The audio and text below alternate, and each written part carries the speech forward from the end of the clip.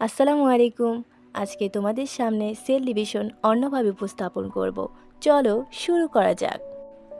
একদিন একটা সেল আরেকটা অন্য সেলের ভালোবাসায় পড়ে গেল, কিন্তু তাদের মধ্যে ছিল একটা বড় ঝামেলা। ওরা ছিল একই সেল। দুটি সেলের মধ্যে যখন কথোপকথন, আমি তোমার সাথে থাকতে চাই, কিন্তু একসাথে থাকতে হলে আমাদের ভাগ হয়ে যেতে হবে। ও মাইটোসিস, তোমার নামেই আমাদের ভালোবাসার বিভাজন শুরু হোক। তাহলে দেখতেই পাচ্ছ, এভাবেই শুরু হলো স্প্লিট ইন লাভ, একটি রোমাঞ্চকর সেল ডিভিশনের গল্প। আমি একটা সেল, চুপচাপ থাকতাম একা, কিন্তু ভাগ্য ছিল ভাগ হবার। আরে সেল, তুমি জানোই তো, আমরা একসাথে থাকলে সব জেনেটিক হয়। টাইমস আপ, সাইক্লিং বেড়েছে, এমফেজ শুরু।